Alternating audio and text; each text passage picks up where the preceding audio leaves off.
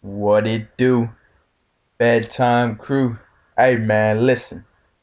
I'm here. Yeah, I'm here with the full UFC 290 predictions. I'm coming here to predict the fights. I'm gonna tell you who's gonna win, how they're gonna win, and why. Yeah, trust. That's it. They're gonna be done. This is the full script of UFC 290. I know the script. That's it. It's done. All right. Let's get this shit done, bro. Let's get it done because I want to talk about this main event. You guys know who I'm picking. You see the title, you see the thumbnail. I'm gonna let you know everything I think about that fight. But let's blast through these prelims real quick. All right, I've recorded this 3 times. I'm gonna pass out if I mess this up. Like that adds some intrigue to these predictions because if I mess these up, I feel like I'm gonna pass out if I have to talk for even longer. I recorded like a 30-minute video, but then I was like, bro, I'm just waffling. You know what I'm saying? I know you guys like when I waffle, but 30 minutes is a long time. I can get a lot of shit done in 30 minutes, dude. You know what I'm saying, man? Hey, bro, just ask Mackenzie. Damn, bro. Hey, man, but listen. 8 a.m., these early prelims are starting for me. I'm going to be asleep through this, not going to lie. I'm going to pick, dude, I'm going to pick Esteban Ribovic. Sorry, I just got distracted. Like, why is he looking at me like that, bro? Fucking people with blue eyes be like, bro. God damn, dude. Yeah, I'm going to be asleep through that. But yeah, I'm going to pick Ribovic. I'm going to be asleep through this, too. Not going to lie. I'm going to pick Jesus Aguilar to win this fight. Bantamweight division, we got young DDP versus Terrence Mitchell. It's kind of like young Sheldon, like as young DDP.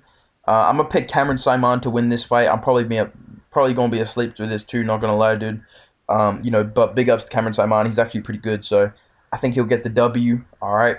Moving on, we got Vitor Petrino, Marcin Prachnio. Again, I feel like I'm in Groundhog Day. I've talked about this fight 4 fucking times, dude. Do you have any idea how mentally draining it is to act like I care about Vitor Petrino versus Marcin Prachnio 4 fucking times?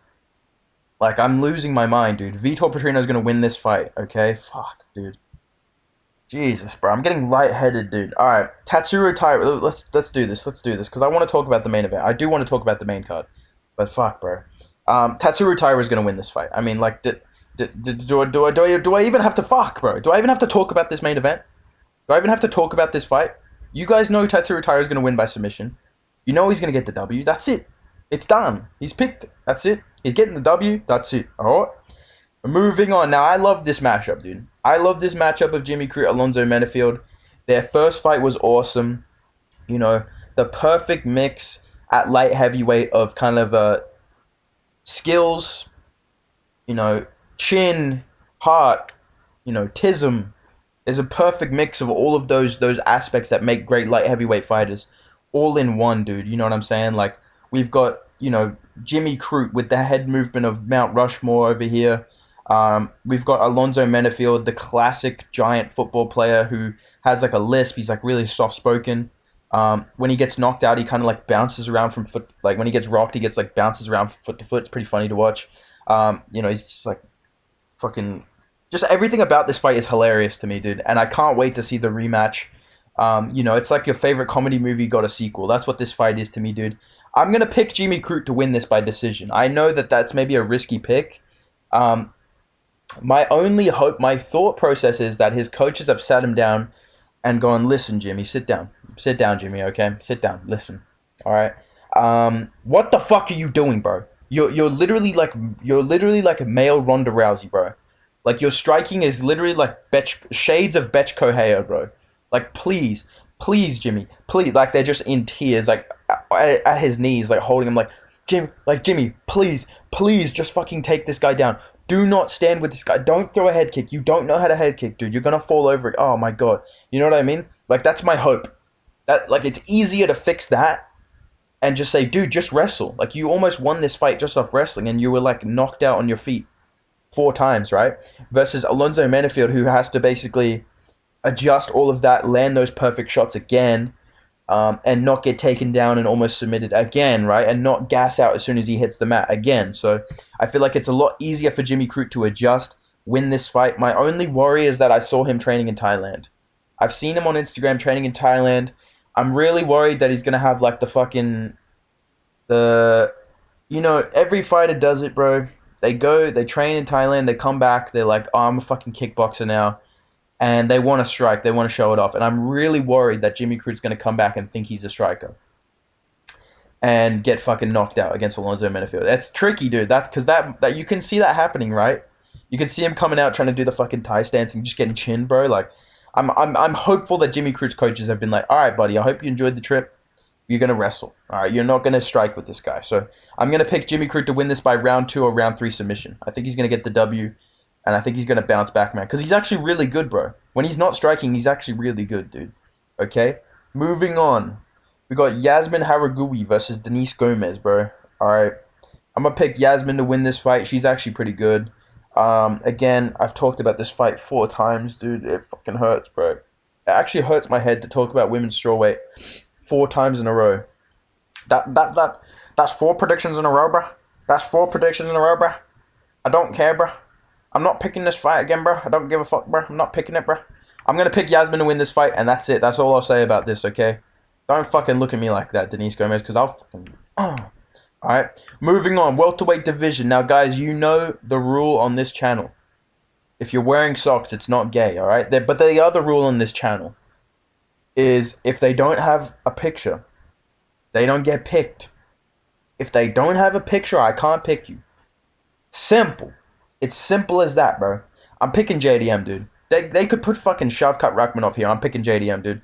JDM is my boy, okay? We've never been seen in the same room. That's all I'll say. But, look, dude. The guy that he's fighting, Josiah Harrell, he's small. He's a wrestler, dude. He's not very good. Respectfully speaking, in terms of the UFC competition, he's not the best guy Jack Della Maddalena has fought by a long shot. And I just think JDM, he's good at scrambling if he gets taken down. He's got good submissions if he hurts him and he tries to wrestle. And he's going to hurt him with a body shot and finish him in 1 round. To be honest, I think this is a pretty easy first round knockout for JDM. And then he's going to go to Sydney, bro. It's pretty simple. There is no chance that this guy wins. Like, it's just, you know, and cut to him knocking out JDM in 1 round. But I'm pretty fucking confident JDM wins this fight, dude. I'm going to pick round 1 knockout for Jack Della, all right? Last prelim I'm going to talk about, we got Robbie Lawler, all right, versus Niko Price. Now, this is a weird matchup. Yes or no? They should have done Robbie Lawler versus Tony Ferguson on this card. I feel like that's a way more fun fight. That's a way better retirement fight, dude. You know, you get Robbie versus Tony, headline in the prelims. It really should be on the main card, and Bo Nickal should be on the prelims, especially with a new opponent, but it is what it is, you know what I'm saying, bro? Yeah. This is tough, man. This is tough. I like Robbie Lawler, bro. But, I mean, you know, I know, we know, they know, I guess. They, them know. Robbie Lawler's not winning this fight, dude. You know, I know Niko Price is not very good. I don't rate him. I don't think he's very good either, bro. But he's explosive. He's very athletic. He's big, and he does damage really easily. Like, he gets cut really easily. He bleeds a lot. He swells up a lot. He doesn't have the best cardio, but Robbie Lawler is not necessarily a finisher at this point in his career. I feel like that's quite fair to say. If it's not a one-hit knockout, I don't really see Robbie Lawler finishing this fight. So I'm going to pick Niko Price to win this by round 2 or round 3 knockout. I think Robbie Lawler's going to come out aggressive, try and get that W early, you know, get the crowd going crazy, maybe hurt Niko Price early, and then I think Niko Price is going to catch him with something. And because he's bigger and he's younger and he has a mustache, he's going to knock out Robbie Lawler. It won't be like a brutal, like CTE Society type knockout. I think it'll just be like he just drops Robbie Lawler and kind of TKOs him and, you know, helps him up and everything. And, you know, hopefully it's not a bad retirement for Robbie Lawler. I want him to win, obviously, but I just don't think he will, dude. So these are my picks for the prelims. I got Niko Price, I got JDM, I got Jaragui, I got Jimmy Crute, I got Tatsuro Taira, I got Petrino, I got Simon, I got Aguilar, and I got Ribovic. So I've got all the favorites, basically.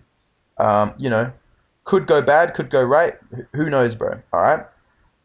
Moving on, we got the middleweight division. We got Bo Nickal versus Val Woodburn. Now, you guys know the rule. But before I pick Bo Nickal to win this fight by round 1 submission with like a guillotine or a triangle, let me say something. Maybe this is controversial.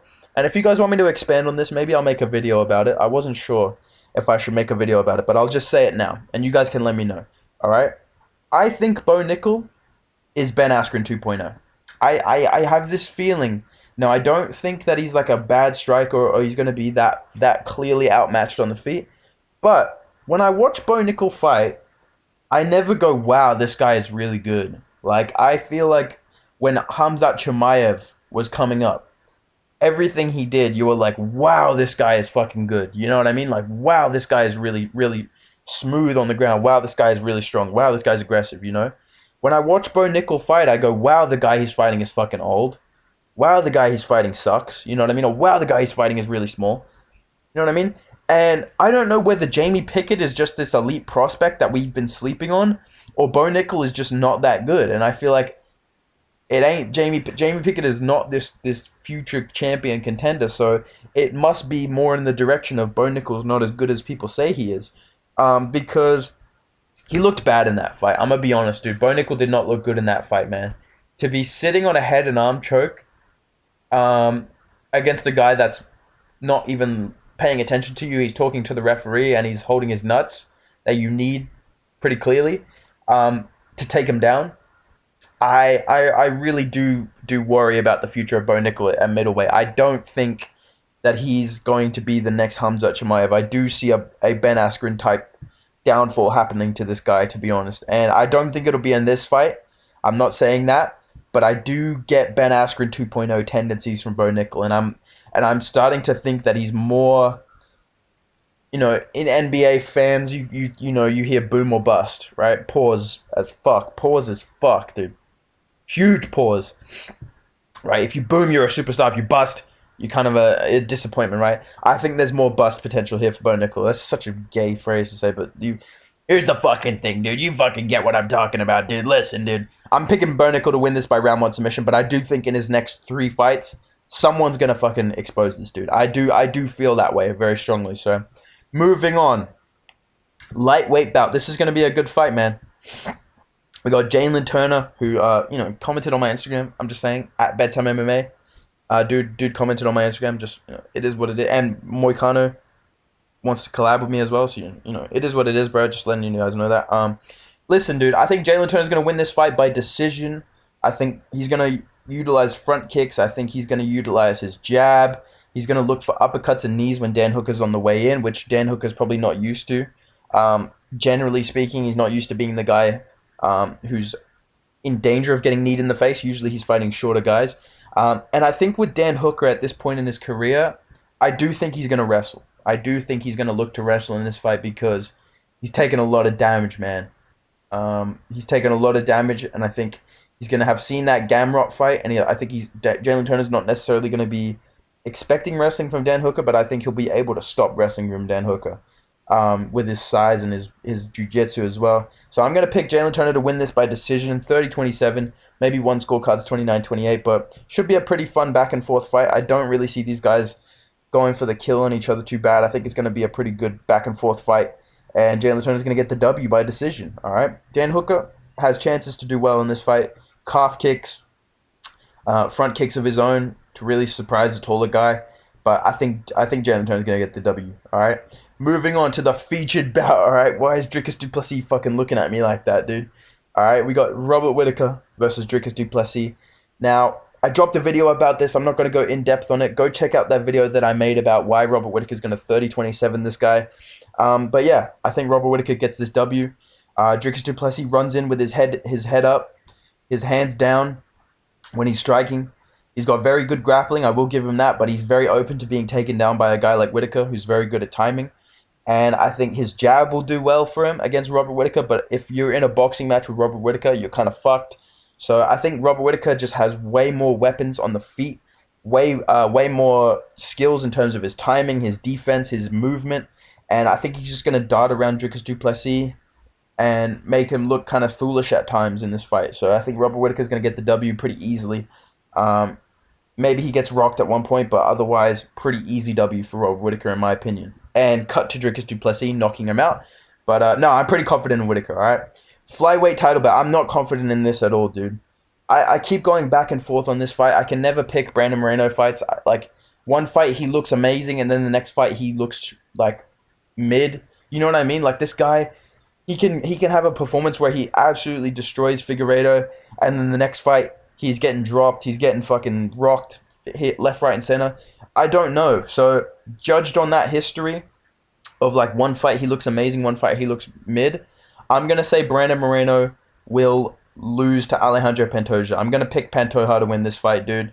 I feel like that he's a pretty safe pick in terms of the logic because he's beaten Brandon Moreno twice, once on the Ultimate Fighter, once in the UFC as well. I will say this: Alejandro Pantoja's striking is really not that good. I know that he did well against Manel Cup, but if it's a pure stand-up fight, I do trust Brandon Moreno to beat him. But I think it's gonna hit the mat and it's going to turn into scrambling. And if it's scrambling and it's rolling around and it's quick exchanges, Alejandro Pantoja is dangerous in that realm, dude. I think he's going to get Brandon Moreno's neck, either a guillotine straight up or a rear naked choke. I think Pantoja's going to get a submission round 2 or round 3, in my opinion. So pretty tough fight to pick, but I'm going to pick Pantoja, dude. Now, main event. I don't know if there's any other. I haven't seen any other video where people are picking Yair Rodriguez. I'm gonna be honest. I'm sure there are people picking Yair, but I'm gonna put my neck out. I know this is not necessarily a good pick, but it's my pick. You know what I mean? It's my pick. It's not for once. It is not a pick where I'm saying I want to go against the grain. Right? I've had bad picks where I've gone, you know what? Everyone's picking this guy. I'm gonna pick the other guy, right? Because then you're trying to explain something that's not true. But for me, genuinely, gut feeling, I feel like Yair Rodriguez wins this. I feel like not just on a technical level, but this fight just reminds me so much of Usman Edwards too. It reminds me of Shevchenko versus Grasso. Thinking about Volkanovski coming back down to featherweight, the weight cut, it might affect him. Um, and all the attention on Volkanovski right now is on Islam rematch. It's on fighting Islam again. Um, he's got to be thinking about that fight more than he's thinking about Yair Rodriguez in terms of his future as a UFC fighter. Like, obviously, he's focused on this fight. I'm not saying Volkanovski's the type of guy to lose focus. I know he's not. He's got a great team. He's got a great coach. He's a great fighter himself. It's in the name, But I do think that what's really his goal is not beating Yair Rodriguez. His goal is getting that lightweight strap off Islam Makhachev, And I think his mind and the narrative is already past Yair. The whole narrative is, oh, is Volk going to fight in Sydney against Taporia, or is he going to fight in October against Islam? You know what I mean? Like, that's what everyone's talking about. And it just reminds me so much of those title fights that I mentioned, those upset victories. So I think there's a lot of factors as well that play into Yair's hand. It's not just that the narrative, it's the fact that his game is kicking. And I know that people said that fucking Volkanovski and Yair Rodriguez's reach is the same with their arms, but their leg reach is not the same. The leg reach is very different, and I think that's going to make a big difference because Yair is going to be blasting head kicks. I know Volk's going to be ready for those because he's got that scouted for sure. He does specifics, He's the type of guy that does specifics, He's going to be looking for that head kick. But the way that Volkanovski does defense, he puts his hand against his face, he stiff arms, and he steps back. And I feel like Yair Rodriguez is going to miss those head kicks. He's going to come again with a spinning back kick. He's going to go leg kicks on the way out to stumble Volkanovski, offset his balance. I think that's going to be really effective. And I think body kicks, too, are going to be a big deal for him against Volkanovski, man. As for if he gets taken down, I think he will get taken down. He likes to put himself against the fence. But, man, Yair Rodriguez's cardio and his pace has improved very drastically. I think if you look back at that Jeremy Stephens fight, the second one, he was tired in round 3. Now you watch him fight, it's like he's just this ball of energy, man. And I think training at elevation in Mexico City and like an Aztec temple, I think it's like 10,000 feet above sea level. This guy's gonna be in crazy fucking shape. He's gonna be very explosive. He's gonna be high pace. And one thing that I really like about Yair, he's very aggressive off his back, dude. I think not necessarily to get submissions. I think he's going to be aggressive to get back up in this fight. I think this is going to be the most dialed in, the most high IQ Yair Rodriguez we've ever seen, and the most focused, the most sharp Yair Rodriguez we've ever seen. He's been thinking non-stop about Volkanovski for longer than Volkanovski has been thinking about him, dude. And I think all of this narrative, all of the build-up, everything that Yair Rodriguez has improved on because of his losses, man, this is how I see the fight going, dude. I know this is a crazy pick, but I'm going to say it, dude. I think Yair Rodriguez is going to win by submission. I think Yair Rodriguez is going to win by submission in round 3 or round 4. Okay, I think the first few rounds, Volk's going to land those leg kicks. He's going to put him against the fence. He's gonna throw big shots, and then he's gonna take down Yair for one or two rounds. Um, land big shots on the ground, try and break him the way he did Ortega. But I think Yair Rodriguez is gonna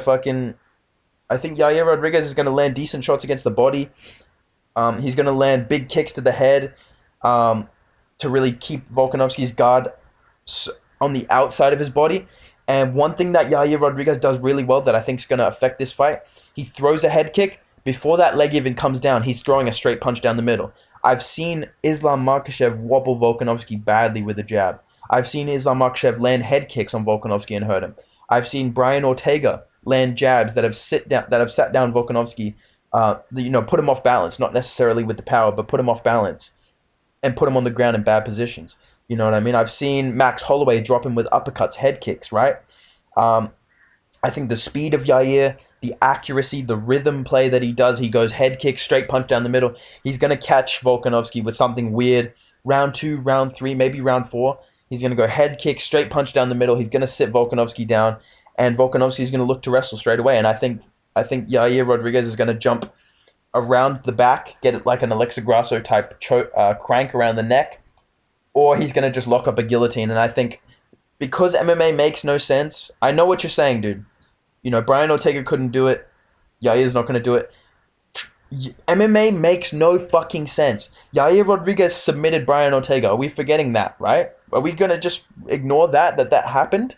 That he had him in like the most perfect armbar that he would have had to tap to, right? Like, are we just ignoring that? Dude, this shit makes no sense, bro. I guarantee, like, no one picked fucking Leon Edwards. No one came out like a week before and said, yeah, Leon Edwards is going to head kick Usman in round 5. This shit makes no sense, dude. I can see this happening. The pieces are all there, but it's just saying it's going to happen. That's the crazy part, right? So that's my pick, man. I think he's going to sit down Volkanovski with something weird. I think he's going to keep himself in the fight with body kicks, with leg kicks. He's going to land straight jabs, straight punches that really offset the balance of Volkanovski and kind of pause him from coming forward the whole time. But Volkanovski's going to do well, man. He's going to look to wrestle. I know that much. He's going to put him in the clinch. He's going to try and take him down and gas him out. But I think I think Yair Rodriguez's cardio is underrated, especially at this point in his career, man. He's made every mistake he needs to make to be ready for this fight. And I think this is going to be a huge moment. Yair Rodriguez is going to win this fight by submission. Round 3, round 4. That's my pick, dude. Let me know what you guys think down below. If you enjoyed this video, make sure you drop a like. Make sure you subscribe for more predictions, more matchmaking videos as well, and all types of stuff. And yeah, boys, give me your thoughts down below. I want to hear everything you guys are thinking about these fights. Hope you enjoyed this video. See you in the next video. Enjoy the fights, boys.